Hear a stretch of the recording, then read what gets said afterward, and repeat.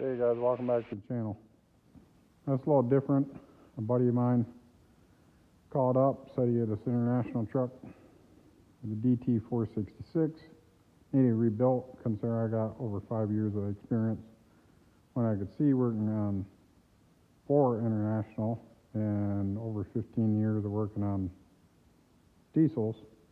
I decided to come by and give him a hand. The issue was with this one was a year ago I helped him with another one he had that loses compression and doesn't run, was the last one. This one has just many miles, so the guy wanted preventative maintenance, put cylinder kits in it, rebuild it. So got everything tore apart here. You probably can't tell, but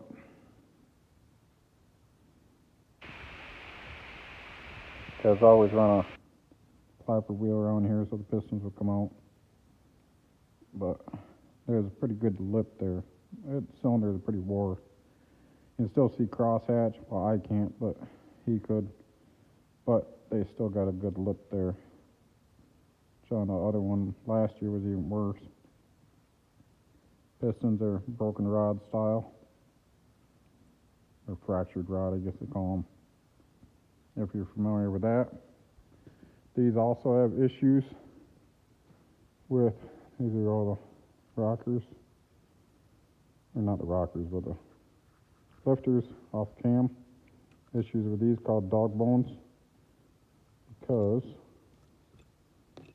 they look like a dog bone, but they will break these, and the lifter will spin around and not roll on the cam anymore and wipe out the cam.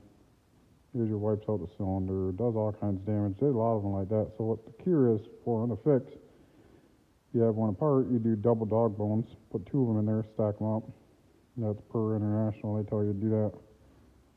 So that's all them, we're expecting them. And what, my opinion, the biggest problem with these engines is right there, EGR cooler, whatever it is. That EGR recycles exhaust gases back into the intake, which puts soot back in here, and you would not believe that the head, which is not here right now, has more soot on the intake side than the exhaust side because it's burning that stuff back, choking these motors down. Doesn't make them last long. This engine's only got just over 300,000 miles on them. Not that many miles. So that's your EGR cooler. I'll show you back here.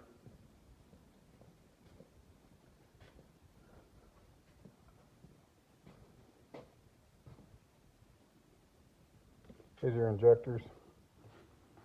These engines, even though it's I6, it's still set up a lot the same as a 6.0 or a 365.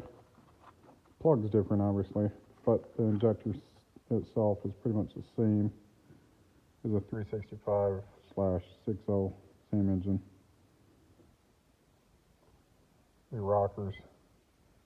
Make sure to always change your O-rings on the injectors.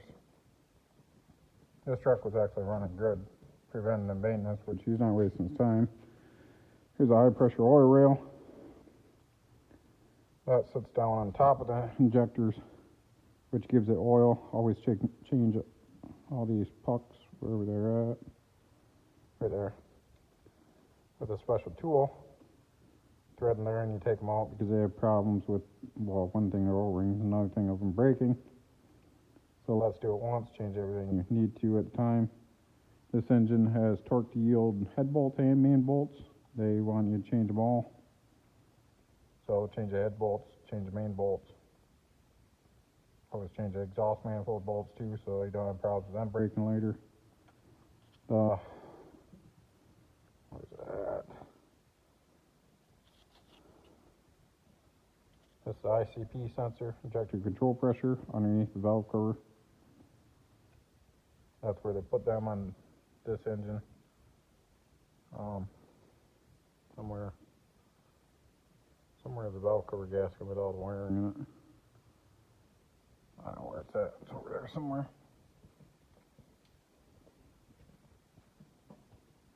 but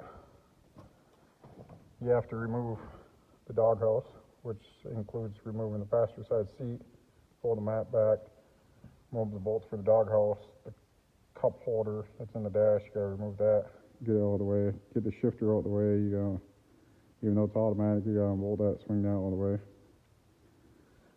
Then, make sure your duct's all clean. Then, down in here, clean all that, down in there, way down in here, where the O-ring sits. If you see down in here, clean all that really good. Make sure there's no pitting or anything in there.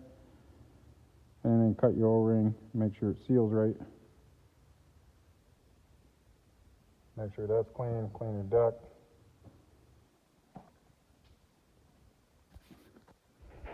That's your high pressure oil pump, which this line goes up to the head, which then goes through a port in the head, goes to that high pressure oil rail I just showed you, then feeds oil to the injectors. Those injectors are electronically controlled also by high pressure oil pressure.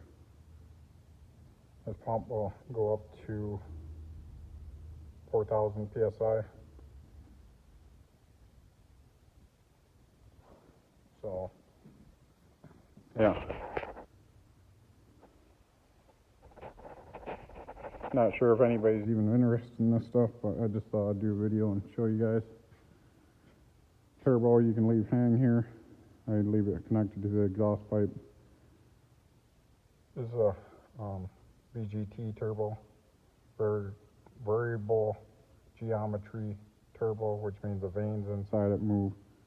You can build boost right off the start with this because the vanes will move, which also causes issues. There's also electronic VGT that controls it. Basically, electronic piece that moves the vanes in there. Turbo will hang out and cause issues. That piece will go out. There's problems there, There's problems.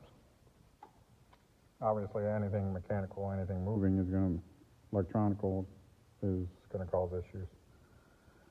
You got to remove the alternator bracket, remove AC bracket. Normally, I would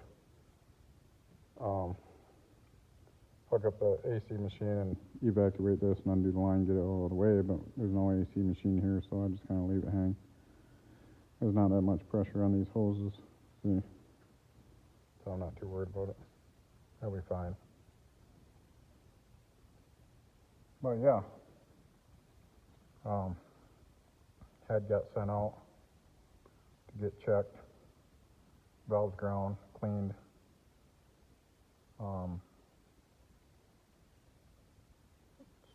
Whatever they call it. I'm drawing a blank right now, I know, but anyways, make sure it's true. Check it all out. So, that's basically this engine. And do another video of putting it back together if you guys want. See my blind ass putting the engine together.